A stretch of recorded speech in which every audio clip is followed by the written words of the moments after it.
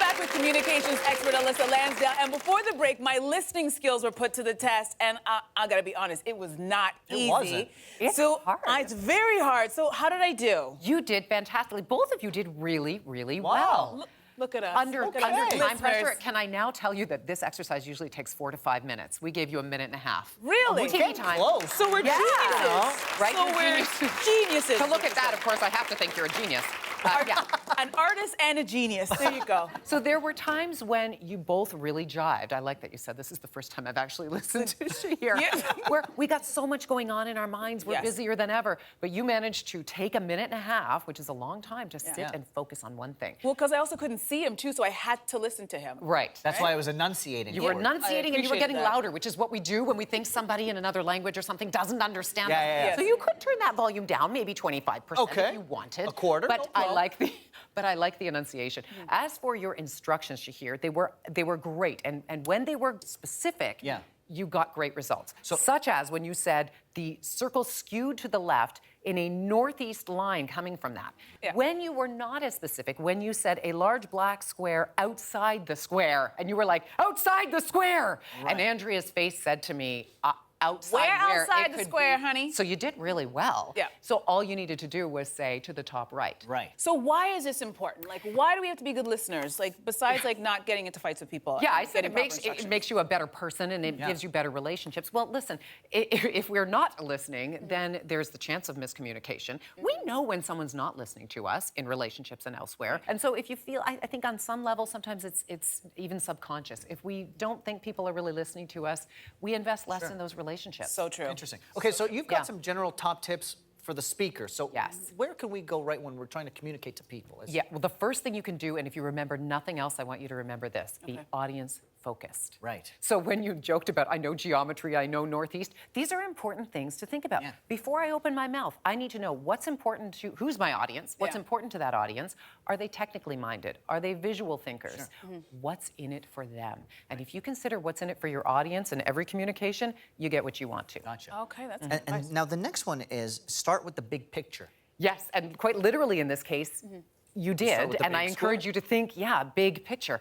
We often don't do this. We ramble, we get to a conclusion eventually. Right. beating around the bush. Beating around the bush. Or if I wanted you to get if you were my spouse, Shahir, and I said, I want you to go get the keys. But what if I didn't say that? What if I said, can you just do this? Can you go into the house and make the first left, go up the stairs? And you're thinking the whole time, now you're not present. You're like, thinking, what? Where? Why? Just tell me what you want. What did I If do? I said, I need to get the keys, it's really important that I get these keys in the next 5 minutes. And then I say, where are the keys? Then I'll let me walk you to them. Gotcha. So in one way, it's thinking big picture. In another way, it's start with the conclusion. What's the end result? It's so confusing. Why do we beat around the bush when we know exactly what we want? It's stream of consciousness thinking. Let me take you along for the when ride. the topic is difficult, too, I find we do that. True. We think we need too much context. Most cases, we need to give you the big picture before you care about what the context is. Okay, next you say be positive. Yes. This is interesting, isn't it? Because positivity, you think, does that mean like sprinkle everything with fairy dust and sunshine? No, it simply means that the human brain is shut down when we hear negative. In fact, if somebody says thank you, what do you say? You're welcome. Okay, good, I'm glad you say that. Yeah. Sometimes people say no problem. It's a double negative.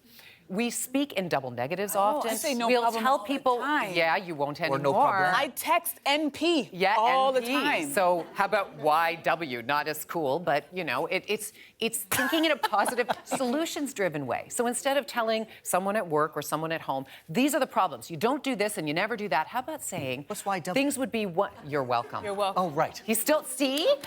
Thank you for illustrating the fact that if I'm not clear in my communications, you're still stuck back 2 minutes ago with what I was saying, And then you you're don't not listen to what present she's with saying. me. I missed the last part, yes. So there you go. So where was I? Yes, we want to be positive. Right, we want to say, instead of saying this is what's wrong, it's I'm convinced that when we do things this way, we're both going to be happier. And that's probably good when you're talking to your partner. Oh, it's 'cause you're wonderful. always, that's a minefield of Listen, it works. honey, you're wonderful at this. Now let's try and do this. And I love that you didn't say but, because even but can be a negative. The but negates everything. Well, that came everybody's before. waiting for the but once you give them the compliment. Yeah. You look great, but, right? And they already know it's coming. There's even a grimace that goes along All with right, it. so you have some tips for listening. Listening. All right, so the first one is stay present. Staying present. We've alluded to that a few times. You have to clear your mind, and that's harder today than ever. We're just Distractions everywhere. Listen, your phone's in your hand, people are walking around, you have an audience here, someone walks by with a weird outfit, and your brain's all over the place, and someone's talking to you. Yeah, imagine if there were a thought bubble above your head, how complicated and confused No one that wants would to be. read that thought bubble. No, and so if you've ever been in yoga class or meditation, you know how challenging this is. Yeah. You also know how rewarding this can be when you focus on being present. And I coach people on executive presence, but presence simply means being present, being in the moment, No, being that's mindful. done. It is Yeah, easier but said worth than done. doing, especially Worth the talking to effort. your kids or your partner, work with your boss. Put So away good. the distractions. Yes. All right. So the next tip is listen on all 3 levels: physical, mental, and emotional. Yeah, physical listening is, well, all 3 levels are critical. This is all active Physical listening. listening. This Physical listening. do- Well, yeah, if you're hard of hearing, that might constitute physical listening. Otherwise, it can simply be, from your perspective, I want to be open. If I'm sitting here, sure. If I'm listening like if this, I'm listening like this, That's a bad sign. That's not good. If I'm talking to you and I see that with you, you might be telling me everything's fine, but if you're But my my body spouse, is I'm going to like, think, okay, I'm angry no, as she's not hell. lying. Been there. Yeah. Been there. So that's the physical listening. Also removing distractions, sitting beside someone at a conference table as opposed to on the other side of the table or at the head of the table. Makes a big difference. Good stuff. And your last tip for listening is ask probing, clarifying questions. Yeah, this is an extension of that mental listening, committing to understanding the ideas that someone's trying to get across to you. So instead of going, yeah, okay, sure.